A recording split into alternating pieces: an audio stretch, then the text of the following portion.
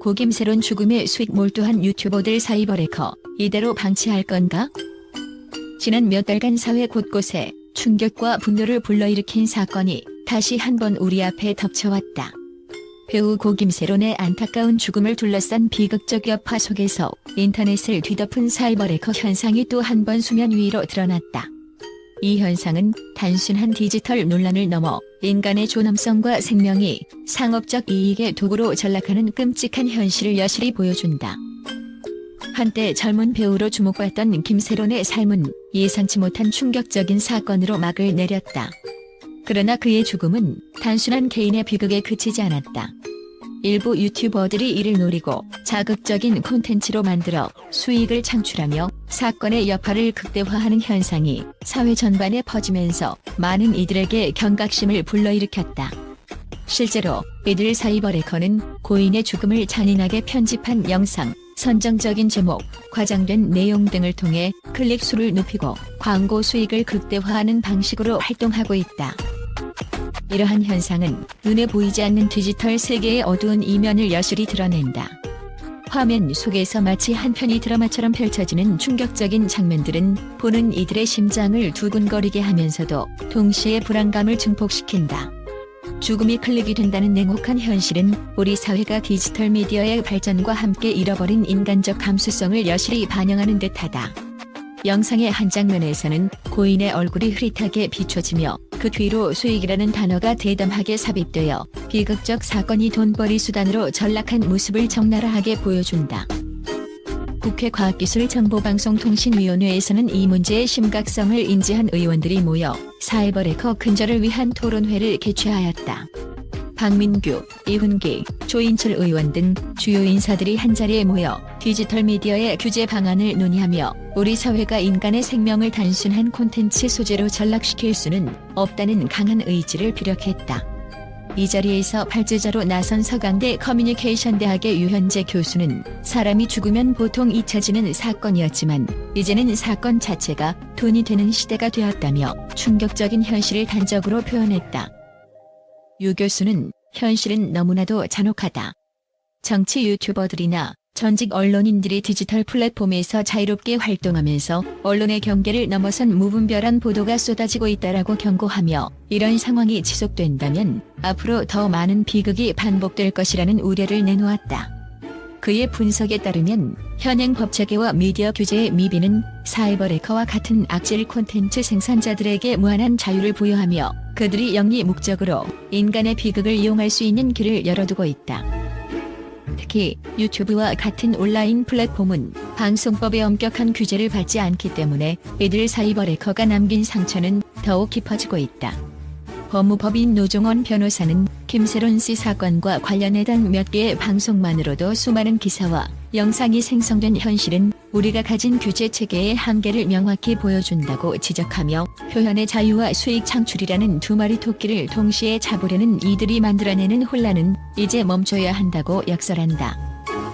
또한 방송통신위원회 디지털유해정보대응과의 김우석 과장은 유럽의 디지털 서비스법을 참고한 사이버레커 방지법 발의 소식을 전하며 온라인 사업자가 문제 이용자에게 경고 후에도 시정되지 않을 경우 계정을 박탈하거나 수익을 제한하는 조치가 필요하다라고 밝혔다. 그는 하지만 개별 사안에만 집중하기보다는 인터넷 문화 전반에 대한 종합적인 접근이 시급하다고 덧붙였다. 현실은 이미 우리 눈앞에 다가와 있다. 인터넷 검색창에 사이버레커라는 단어만 입력해도 그늘진 디지털 공간에서 범람하는 충격적인 영상들과 기사가 연달아 등장한다. 이 모든 것이 고인의 비극적인 죽음과 맞물려 단순한 정보 전달을 넘어선 사회적 문제로 확산되고 있다.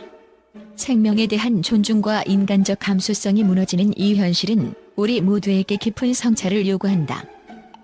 한편 이러한 사이버레커 문제는 단순히 유튜브와 같은 플랫폼의 문제가 아니다.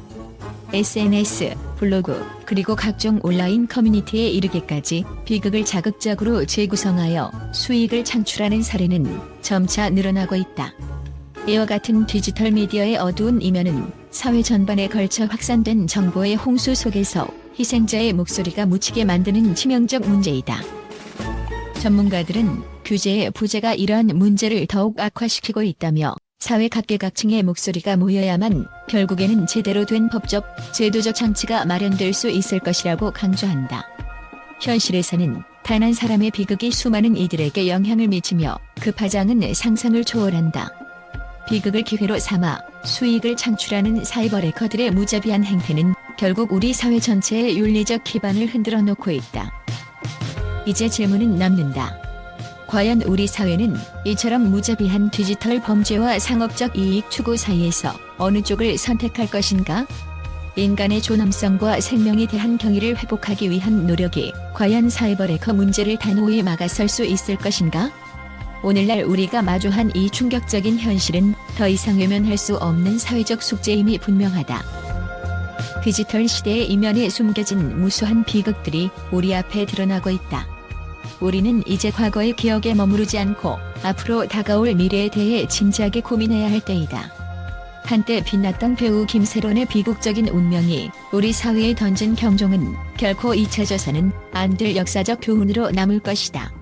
앞으로 규제와 감시의 눈길이 더욱 강화되길 기대하며 그날까지 우리 모두는 끊임없이 질문해야 할 것이다. 사이버 해커, 이대로 방치할 건가?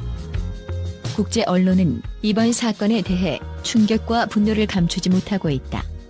세계 각국의 주요 미디어는 고 김세론 사건과 이를 둘러싼 사이버 해커 현상을 단순한 국내 문제가 아닌 전 세계 디지털 미디어의 어두운 이면을 상징하는 대표적 사례로 평가하며 심각한 경종을 울리고 있다. 미국의 한 유력 언론은 디지털 플랫폼의 무분별한 정보 소비와 인간 비극의 상업적 전략이 이제는 국제사회의 공통된 문제라며 유튜브와 같은 글로벌 플랫폼에서 발생하는 이러한 문제는 단순한 규제 미비를 넘어 우리 모두가 직면한 윤리적 딜레마라고 강하게 비판했다. 이어 사이버 해커 현상은 클릭 수와 수익이 인간의 존엄성을 얼마나 쉽게 훼손하는지를 여실히 보여준다며 국제사회의 경종을 울렸다. 영국의 주요 방송사는 이번 사건은 정보의 소비 방식과 미디어 규제의 한계를 명확히 드러내는 충격적인 사례라고 보도하며 유명인사의 비극이 전 세계적으로 상업적 이익의 도구로 전락하는 현실은 우리가 그동안 당연시해왔던 디지털 윤리의 붕괴를 반영한다고 분석했다. 이와 함께 국제적 차원에서 디지털 미디어의 규제 체계를 재정비해야 한다는 목소리가 높아지고 있다. 또한 독일의 한 신문은 유럽의 디지털 서비스법 도입과 같이 사이버 해커와 같은 악질 콘텐츠에 대해 강력한 규제와 법적 대응이 시급하다며 국경을 초월한 디지털 미디어의 특성상 단일 국가의 노력만으로는 한계가 있다고 지적했다. 이 신문은 국제 협력을 통해 공통된 기준과 규제를 마련해야만 인간의 비극을 이용한 상업적 이익 추구를 막을 수 있다고 주장했다. 프랑스의 한 언론은 비극을 자극적 콘텐츠로 전락시키는 현상은 단순히 하나의 사건이 아니라 전 세계 미디어 문화의 암울한 미래를 예고하는 신호라고 전하며 이번 사건이 디지털 미디어와 정보 소비의 윤리적 한계를 다시 한번 일깨워주는 계기가 될 것이라고 전망했다. 이처럼 국제 언론은 이번 사건을 통해 디지털 미디어의 구조적 문제와 규제의 필요성을 강조하며 각국 정부와 국제사회가 협력하여 근본적인 해결책을 모색할 것을 촉구하고 있다.